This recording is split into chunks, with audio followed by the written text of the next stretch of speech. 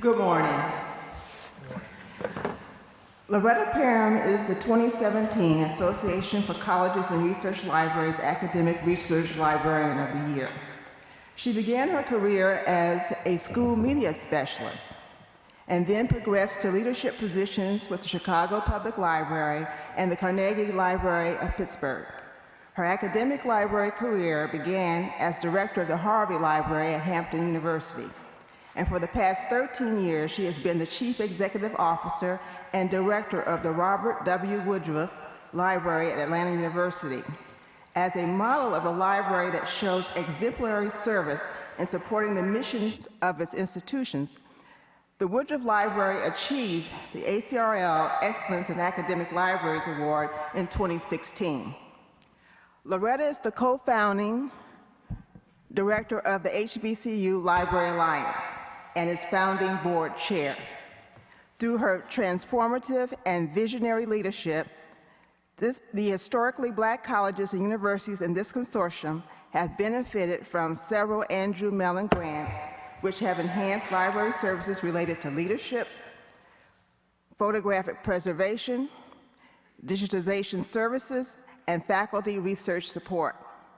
I am a graduate of the HBCU Libraries Leadership Institute, and our library at Tennessee State has been enriched by its participation in the Digital Collections Program, which has made our founding documents globally accessible.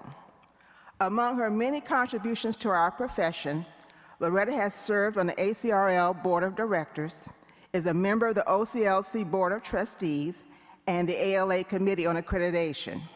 Her publications include co-authoring Achieving Diversity, a How to Do It manual, and she has published an article on her work with digitizing the Martin Luther King Jr. papers in RBM, a Journal of Rare Books, Manuscripts, and Cultural Heritage. Let's give a warm Charleston welcome to Loretta Parham.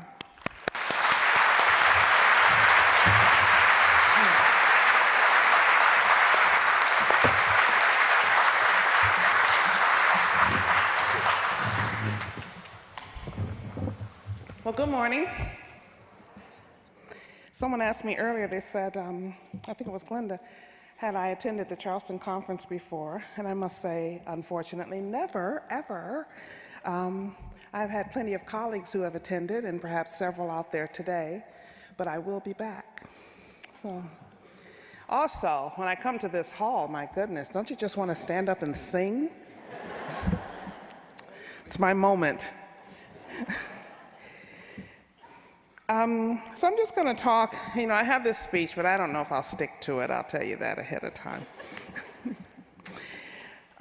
When I awoke a few Sunday mornings ago, back October 15th, I first checked the time and then my email, the work email and the personal email, and then of course next I, old school, checked Facebook.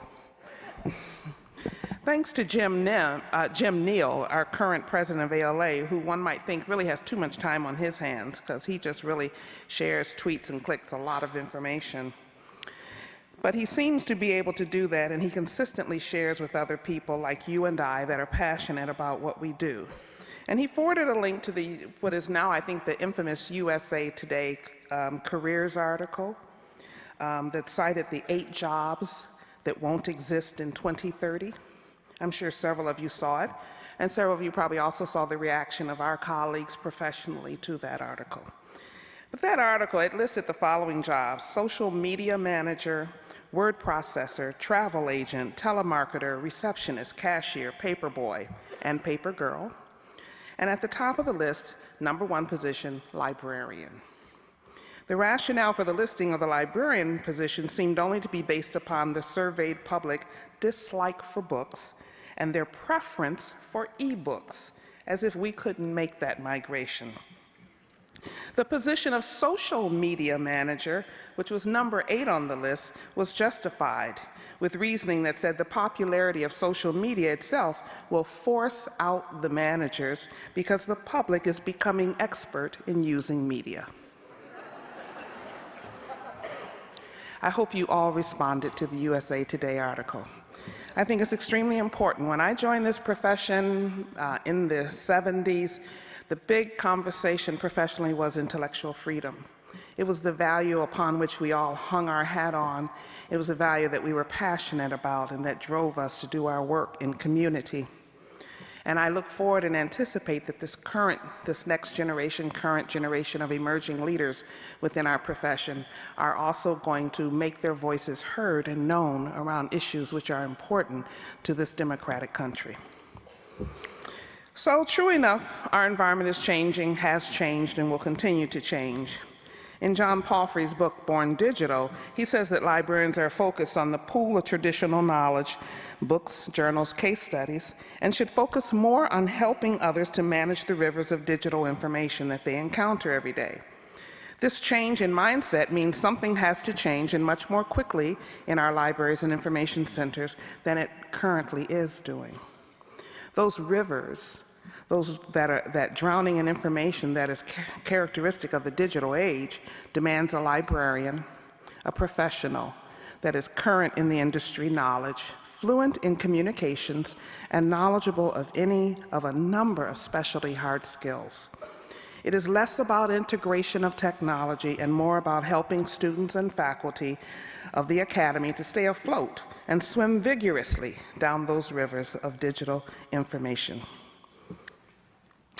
ACRL and their top trends, one of their trends they talked about was the emerging staff positions. This is in their top trends of 2016. And they said that position postings for library and information science professionals, generally the trends that emerge is familiarity with technology and technical support, focus on the user experience, support for virtual services, digital humanities, and knowledge management. The corporate sector is also increasingly interested in professionals with these skill sets.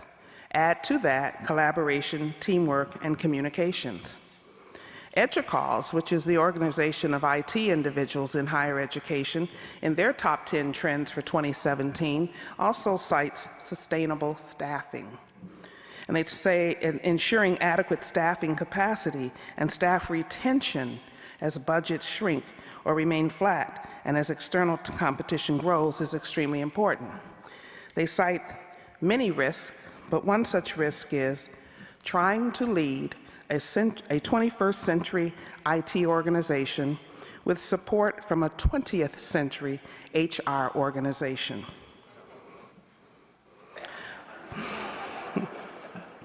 All parts of the institution need to adapt to new business practices and markets. Ignoring workforce challenges risks lowering staff engagement and increasing burnout. I think this is strong messaging and one that we in our libraries must take seriously. We are at quite a moment of change in many ways. I think that right now the most significant change is happening with staffing.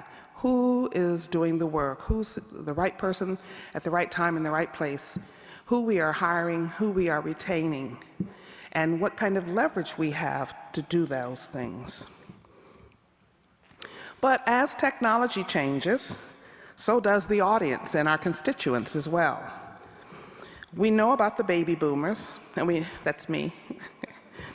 And we know about, and we're all retiring, it's just really something. And we know about the millennials, that's probably many of you. But who is this new generation of learners that's coming to the door? Let's call them Generation I or Generation Z, depending on what literature you're reading. A group that is approaching our steps and from all indications will certainly require a different agenda for the delivery of information services. But before they arrive, let's consider this 21st century library. David Lewis, and many of you may know from IUPUI, wrote a book, Reimagining the Academic Library. And David and I agree on many things. From his book, he promotes the things that should be done now if the academic library is to remain essential.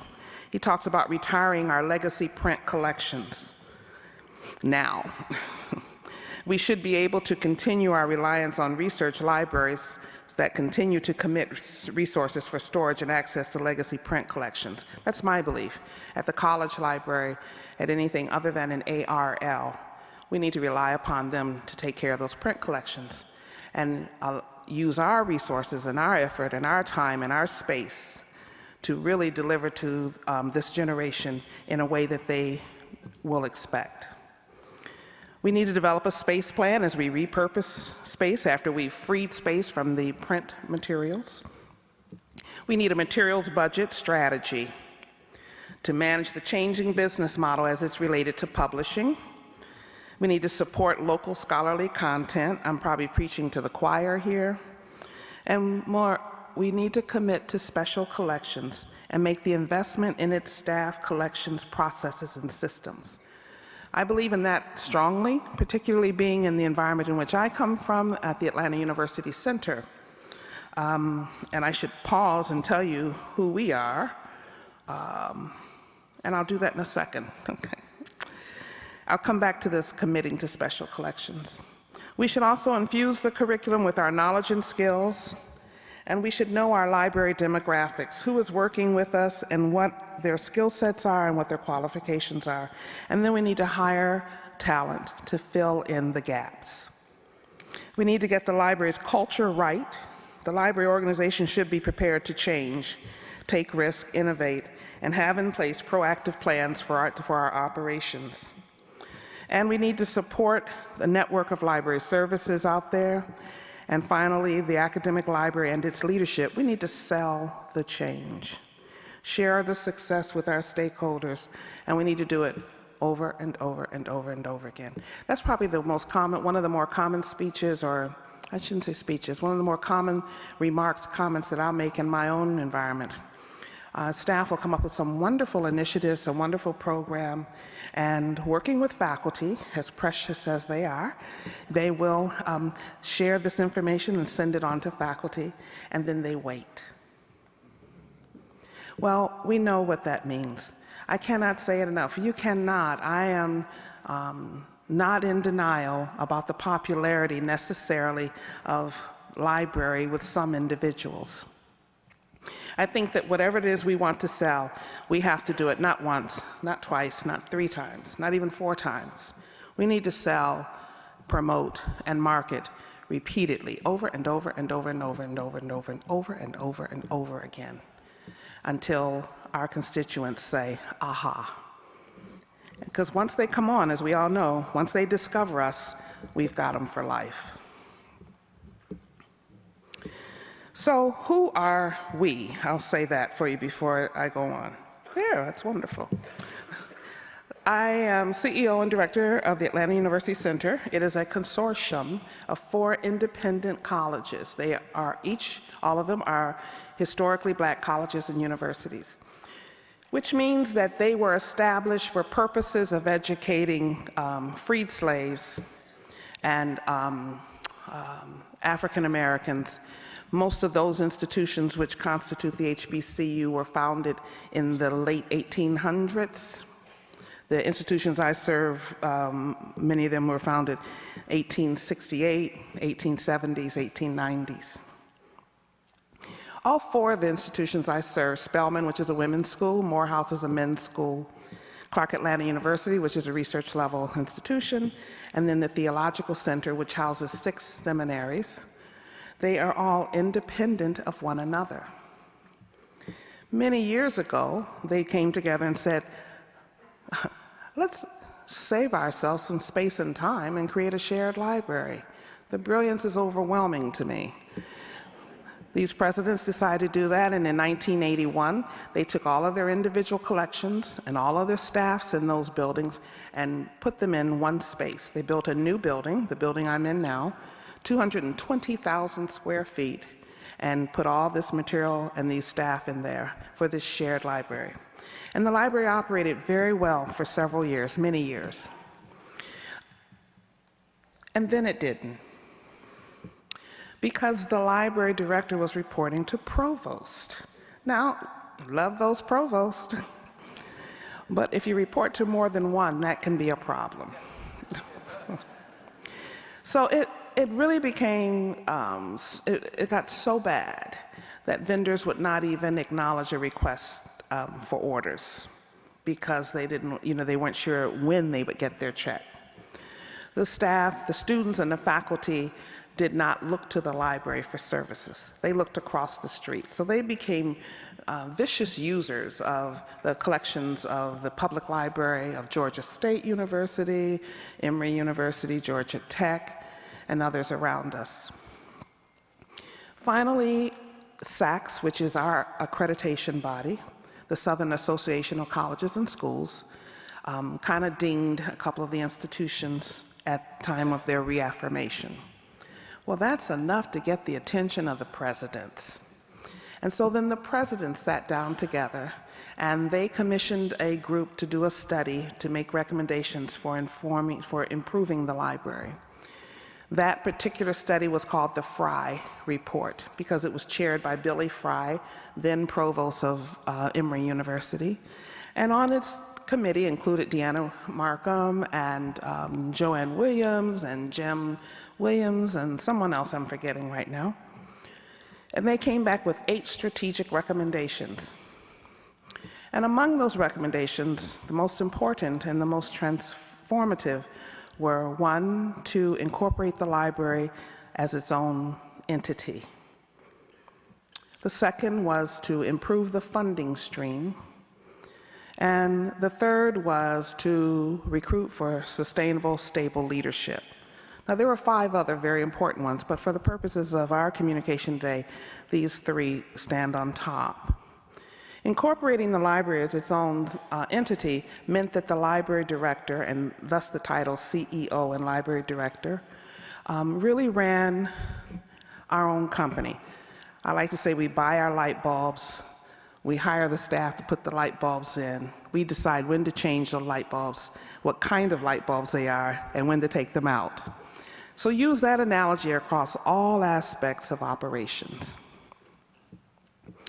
The funding stream, having improved that, consequently, as a matter of incorporating, so then I report to a board of trustees, which includes the presidents of each of these institutions, as well as a couple of faculty from various representations, and then 3 members from outside of the Atlanta University Center, just to keep things kosher, so to speak.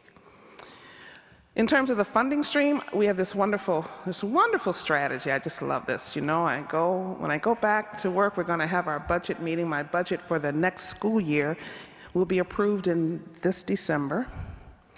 And once it's approved, when it's time, the library, we simply debit the accounts of the schools twice a year to get our money. So I'm not waiting on them. And there is a wonderful rule at the AUC consortium that says, among the members, if you don't pay your bill, if you don't maintain accreditation, you cannot have library services. So simple, so precious. The third entity I wanted to highlight was the sustainable leadership. So before I came to Woodruff, there had been, in a 10-year period, there had been 6 different library directors. This was during the time of terror, is what I'm going to call it, the reign of terror, yeah. And no one who cared anything about their personal, professional development career would think about applying for that job, certainly not I. However, when the platform was changed, when the infrastructure was changed, and at that time the presidents brought in Elaine Sloan, who had just retired from Columbia, and brought her there to help them kind of put that infrastructure in place and to help them recruit. With that done, then when they knock on your door, you say, okay, I'll take a look. So I started there in 2004 and have been there ever since. And we have been working to transform our institution. I don't know what this next slide is. Okay, so our mission and our vision is there. In brief, the mission to provide the highest level of information, resources, and services, and preservation. And then to the vision to reflect the excellence of our member institutions. And they are excellent. We take strategic planning very seriously at our institution. I do. One of my many jobs in the past at Chicago Public Library, back in the day when strategic plan would just kind of hit the scene. This was in the 80s. We worked with what was then Pete, Martwick, and Mitchell. They've changed their name a few times since then. I think they're KPMG now. And they did a strategic plan for the Chicago Public Library, and I had the opportunity to serve as the liaison between the vendor and the library on our plan. That was a very aggressive plan, and as I'm recalling it now, I really must write and talk about it. You talk about strategic planning. They had like 50 focus groups throughout the city to talk about how to influence and impact the library. But since then, I've always understood the value of planning. We talk about it often. Many of us plan and we put that plan on the shelf and we keep doing what we're doing. And that does not work. At Woodruff Library, we are in our 4th iteration of planning. And every year we make an effort to work on the plan. Every July, we have what is called Spirit Week at the library, and all staff meet, all staff, security, professional librarians, IT, all of us meet together to review the plan and to put in place annual work plans. And everything that is done at the library is based upon the priority and objectives of the plan. And I am confident that because of this strategy is why we have been able to make the changes that we have made thus far. So coming back to this 21st century library, I don't know, I was reading some article one day and it was just and they talked about the new vocabulary and the old vocabulary. I invite you one day when you're just sitting around doing nothing, perhaps flying back home, create your own chart of old vocabulary and new vocabulary within our industry. It's pretty interesting. The students, the learners, this new generation of learners that we will see, they really, at least the ones I've bumped into, they have little value, little consideration for many of the things that fit into our old vocabulary. So what does it mean so much to them when we talk about newspapers and bibliography and library class and catalogs, et cetera? These are the behind-the-scenes activities, the behind-the-scenes services and resources, which we understand are very important. But until the vocabulary changes and until we share that change in vocabulary with our constituents, it will make difficult the opportunity to continue to keep those advocates within our ranks. This Generation Z, this is the group that I have said to librarians that I work with that we must be ready for. And if you've done any review of who this Generation Z is, you'll know one thing. Here's the timeline on them. The youngest in this generation is 5 years old. Was 5 years old? Let me take that back. I'm doing my arithmetic wrong. Make a long story short, the youngest of this generation will be knocking on our doors, has completed. The youngest of this generation, I remember it now, is 22 years old. The 2012, those that are born in 2012, will be knocking on the doors of academic college libraries shortly. And this group is different. This group has lived with technology all of their lives. If you consider the fact that when they were born, all these disruptive technologies happened, so they are very accustomed to change. They are very accustomed to the fact that things continue to evolve. And in fact, they have an expectation.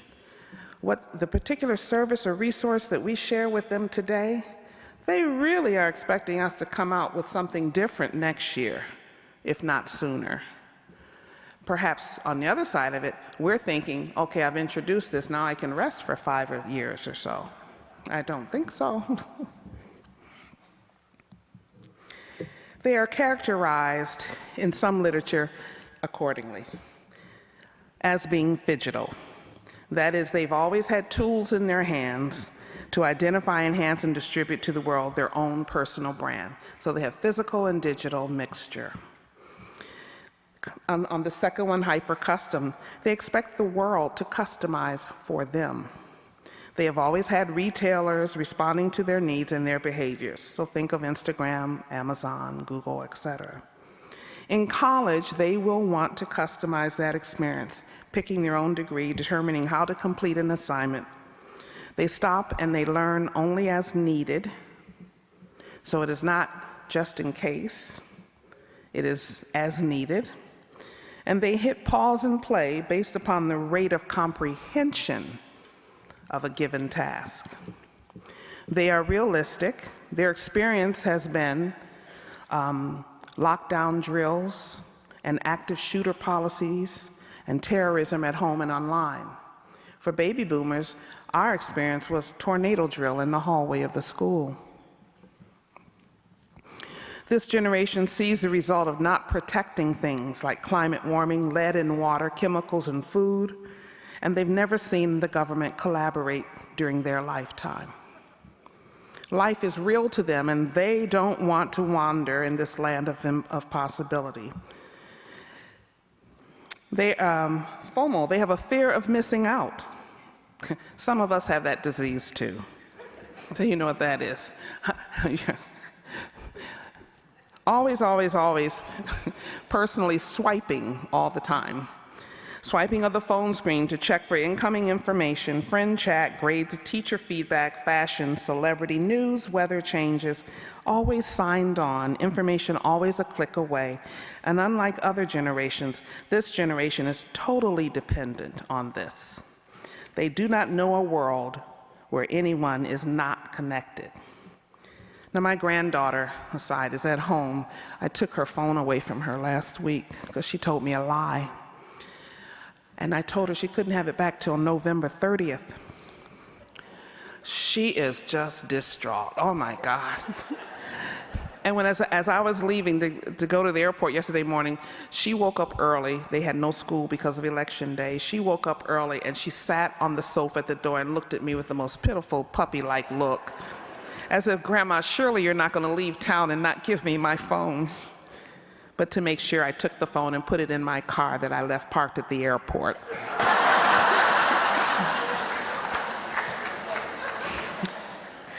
This generation are economists. They're we economists. They believe in sharing of goods and service and think that that makes sense. It's better to share since we don't all need to own the same thing. So again, Ecomodo, Airbnb, Uber, etc. Do it yourself. They look at everything as a do it yourself. They don't trust institutions to do things for them after watching so many of them fail. They believe the smartest thing is to not rely upon someone else, vis-a-vis the rise of homeschooling, which really is shared by the millennial generation as well. And they are driven. The participation award means nothing to Gen Z.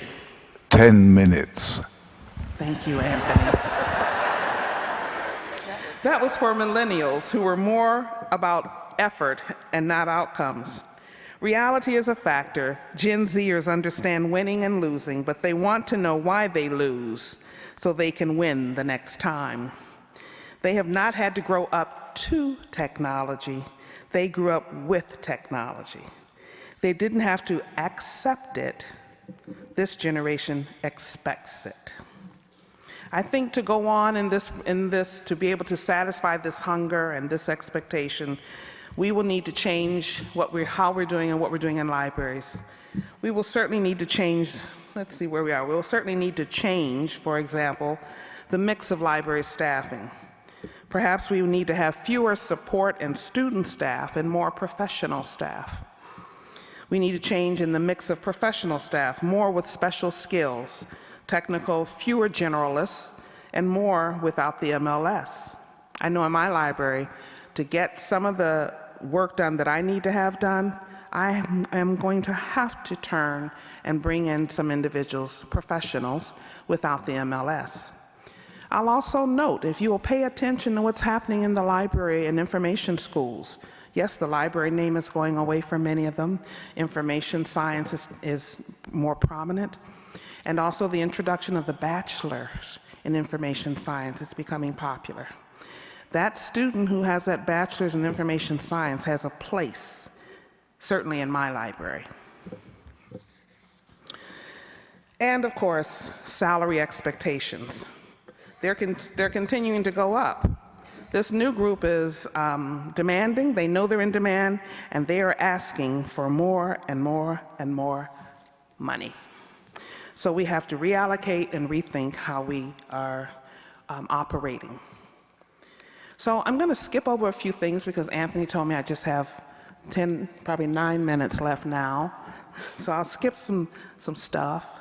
And I'm just going to flash you. This is my library archives. Pause to say my earlier comment about special collections and preservation. We have a particularly important role in that as we look forward and think about the future of the library and indeed the future of our society. At AUC Woodruff Library, we take very seriously the opportunity and the role to preserve the history of those institutional, preserve the record of those institutions we serve, and to preserve the work of the heroes and sheroes who have come through those corridors. Consequently, I made a pledge when I started there, and I stick by it even today, that no matter what, at no time will positions and activities go unfunded and unresourced in the library's Archive Research Center. And so the institutional repository, we've been successful in getting some faculty to mount their open journals on the site. The digital collection for the HBCU, which was mentioned earlier. And of course, our digital collections, celebrating again the institutional record and history of these institutions. And of course, the Martin Luther King Jr. collection. I invite you to go read that article I wrote about this experience on RBMS. And then ask me another time to say more about that. Show the video, please. Our staff produced this. Let's hear it, too. Sound.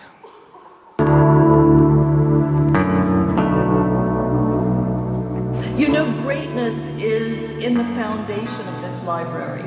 It was built in the early 1980s, and it was meant to be a model for other institutions. It was developed on a concept of synergy. And by that I mean the whole is greater than the sum of its parts. I came to Spelman College as president in the fall of 2002. I'm starting my 9th year at Spelman. And at that time, the library was in transition. It was a time when the member institutions and our boards had said to each other, we really need to attend to the library. It had in some ways fallen on some hard times. Budgetary challenges, some lack of focused attention had led the library to a place where it was not meeting the needs of our student population in the way that we wanted it to. We were able to attract the next key piece of this evolution, and that is a dynamic leader in our own librarian, Mrs. Loretta Parham. So glad that you're here this afternoon. I want to thank you for joining us at the Atlanta University Center, the Robert W. Woodruff Library. We like to think the center of this academic village.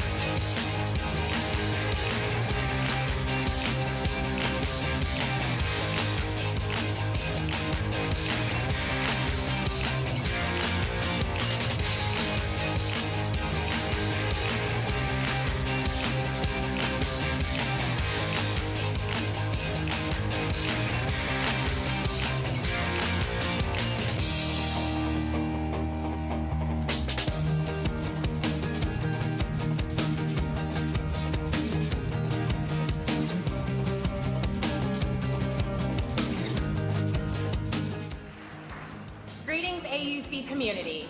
My name is Lauren Brown Jarvis, and I am a Pauline E. Drake Scholar from Spelman College. Amongst our consortium of colleges, we are now equipped with the technology and resources, not only found on other campuses, but in the workplaces and corporations we seek to be a part of post-graduation. We are unquestionably living in the heart of a digital age. What lies behind these doors are the tools required for us to not only compete, but win, not only in the workplace, but in the world. I hope you all will make great use of our new library the same way that I plan to do, by taking advantage of these renovated study spaces, our cutting-edge technology, and please do not forget there is Starbucks at Woodruff Cafe. Thank you. I absolutely love coming to the library. It's my second home.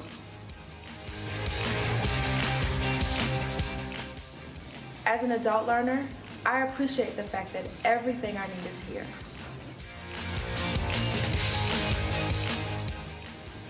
Thanks for creating an atmosphere enabling academic success. Woody rock.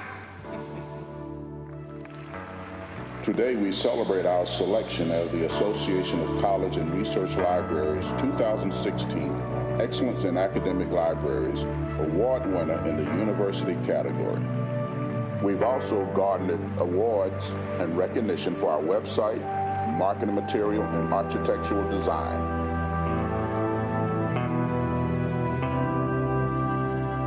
But we won't rest.